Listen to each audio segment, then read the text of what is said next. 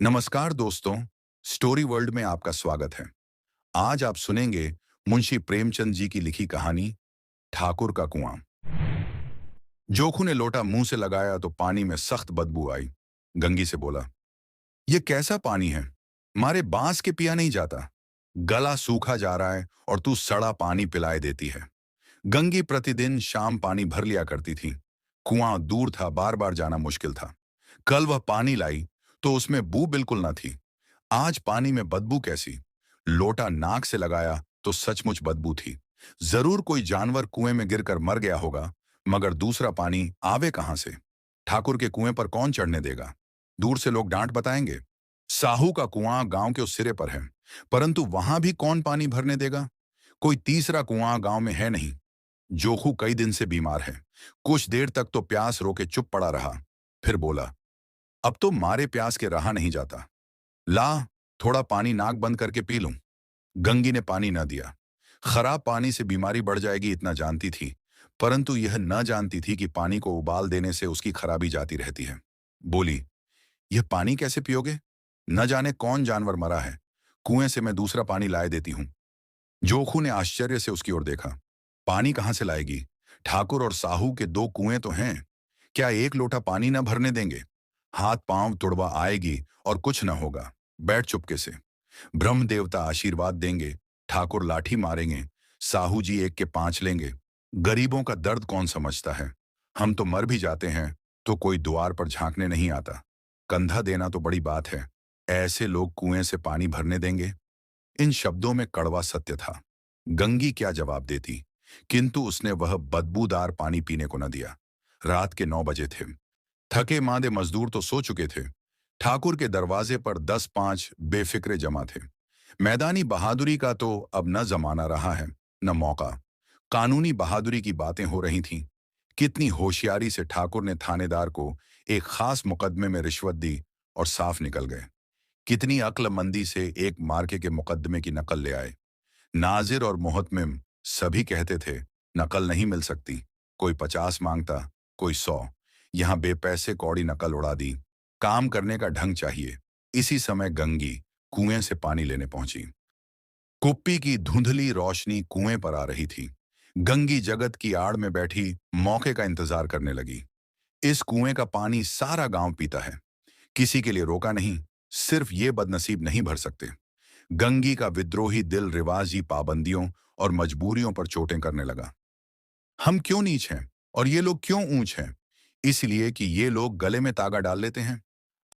यहां तो जितने हैं, एक से एक छंटे हैं। चोरी ये करें, जाल फरेब ये करें, झूठे मुकदमे ये करें। अभी इस ठाकुर ने तो उस दिन बेचारे गड़हरिये की भेड़ चुरा ली थी और बाद में मारकर खा गया। इन्हीं पंडित के घर में तो 12 मास जुआ खेला जाता है। यही साहू जी तो घी में तेल मिलाकर बेचते हैं। काम करा लेते हैं, मजूरी देते नानी मरती है। किस किस बात में हमसे ऊंचे हैं। हम गली गली चिल्लाते नहीं कि हम ऊंचे हैं, हम ऊंचे। कभी गांव में आ जाती हूं तो रस भरी आंख से देखने लगते हैं, जैसे सबकी छाती पर सांप लौटने लगता है। परंतु घमंड यह कि हम ऊंचे हैं। कुएं पर किसी के आने की आहट हुई। गंगी की छाती धक धक करने लगी। कहीं देख लें तो गजब हो जाए। एक लात भी तो नीचे न पड़े। उसने घड़ा और रस्सी उठा ली और झुककर चलती हुई एक वृक्ष के अंधेरे साए में जा खड़ी हुई। कब इन लोगों को दया आती है किसी पर? बेचारे महंगू को इतना मारा कि महीनों लहू थूकता रहा। इसीलिए तो कि उसने बेगार न दी थी। इस पर ये लोग ऊंचे बनते हैं। कुएं पर स्त्रियां पानी भरने आई थीं। इनमें बात हो रही थी। खाना खाने चले और हुक्म हुआ कि ताजा पानी भर लाओ। घड़े के लिए पैसे नहीं हैं। हम लोगों को आराम से बैठे देखकर जैसे मर्दों को जलन होती है। हाँ, ये तो न हुआ कि कलसिया उठाकर भर लाते। बस हुक्म चला दिया कि ताजा पानी लाओ, जैसे हम लौंडियां ही तो हैं। लौंडियां नहीं तो और क्या हो तुम? रोटी कपड़ा नहीं पाती? 10-5 रुपये भी छीन झपट कर ले ही लेती हो। और लौंडियां कैसी होती हैं? मत लजाओ दीदी। छिन भर आराम करने को जी तरस कर रह जाता है। इतना काम किसी दूसरे के घर कर देती तो इससे कहीं आराम से रहती। ऊपर से वह एहसान मानता। यहां काम करते करते मर जाओ, पर किसी का मुंह ही सीधा नहीं होता। दोनों पानी भरकर चली गईं तो गंगी वृक्ष की छाया से निकली और कुएं की जगत के पास आई। बेफिक्रे चले गए थे। ठाकुर भी दरवाजा बंद कर अंदर आंगन में सोने जा रहे थे। गंगी ने क्षणिक सुख की सांस ली। किसी तरह मैदान तो साफ हुआ। अमृत चुरा लाने के लिए जो राजकुमार किसी जमाने में गया था, वह भी शायद इतनी सावधानी के साथ और समझ बूझ कर न गया हो। गंगी दबे पांव कुएं की जगत पर चढ़ी। विजय का ऐसा अनुभव उसे पहले कभी न हुआ था। उसने रस्सी का फंदा घड़े में डाला, दाएं बाएं चौकन्नी दृष्टि से देखा, जैसे कोई सिपाही रात को शत्रु के किले में सुराख कर रहा हो। अगर इस समय वह पकड़ ली गई तो फिर उसके लिए माफी या रियायत की रत्ती भर उम्मीद नहीं। अंत में देवताओं को याद करके उसने कलेजा मजबूत किया और घड़ा कुएं में डाल दिया। घड़े ने पानी में गोता लगाया, बहुत ही आहिस्ता, जरा भी आवाज ना हुई। गंगी ने दो चार हाथ जल्दी जल्दी मारे। घड़ा कुएं के मुंह तक आ पहुंचा।